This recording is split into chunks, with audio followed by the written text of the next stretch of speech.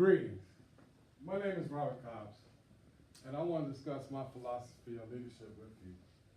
I chose this classroom as a perfect setting example to challenge yourself to always continue learning, even while you finish with this course, or if you're in my case, on your way to obtain an MBA, to continue learning.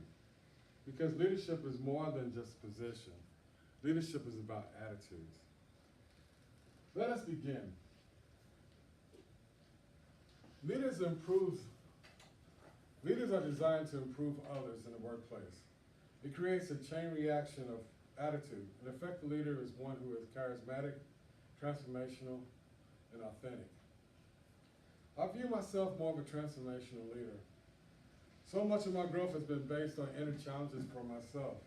I hold myself accountable and creative and innovative at times, to think out of the box with fresh and original ideas.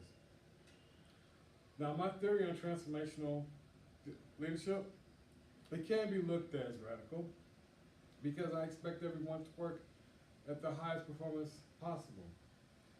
However, I do view myself as a charismatic leader with a sense of humility. I place value on each employee and believe that each employee brings value to the team. I like to motivate my team by being optimistic, enthusiastic, and to engage followers by staying productive and focus on the big picture. Working on a transformational leadership philosophy is for those who firmly believe in improving themselves, seeking a better way to work on a task. This helps transform the team into a more talented group looking to make this mark on the workplace.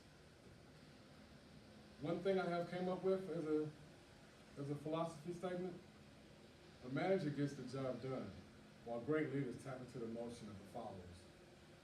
My leadership path will never reach an end, nor will it be mastered. However, there are currently 5 components to my philosophy. First is hard work and passion, being passionate. That would mean sometimes,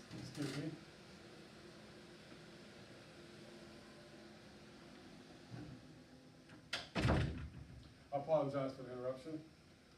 That means at times I'm going to have to roll up my sleeves and work along with others to get the job done.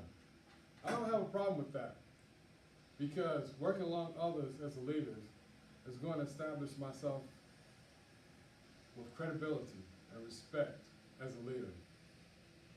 But the downside to that is the more that I work with others to help complete a task, the more that I put myself out there to be judged by others. This is a personal conscious effort that I am putting on myself so that I can become successful. I always look at leadership potential as how someone reacts to a situation.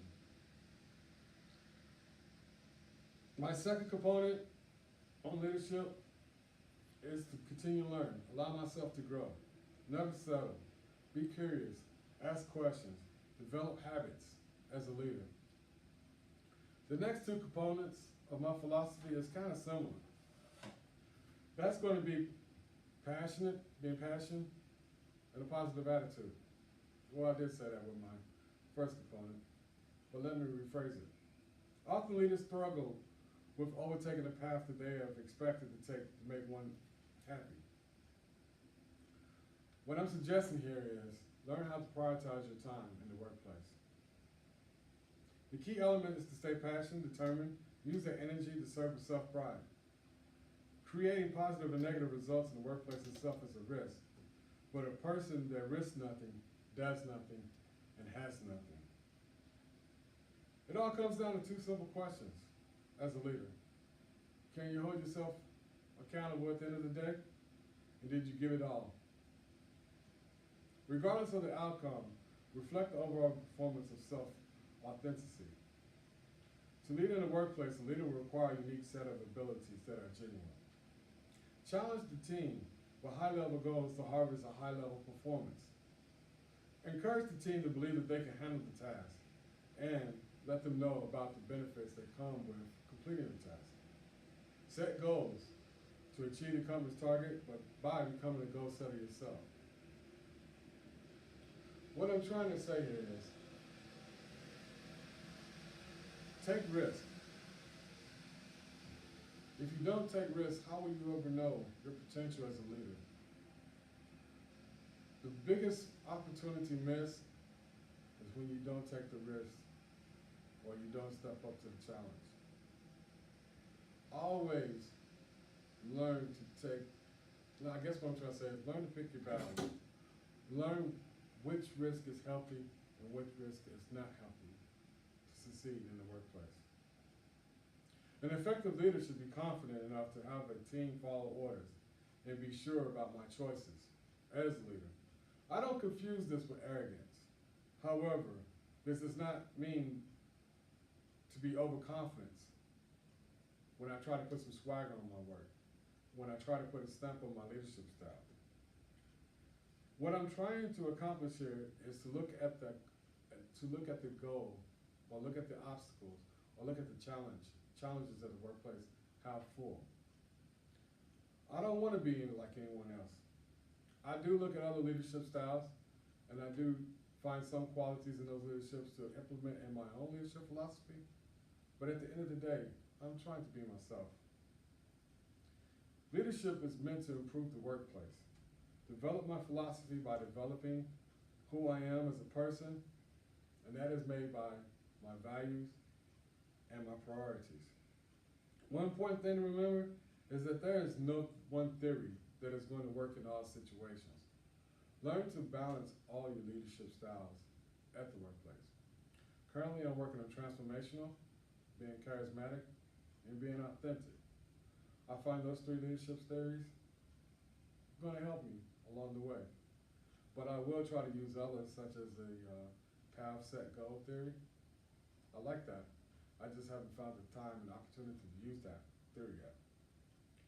Because everybody's not on board with trying to get a goal accomplished.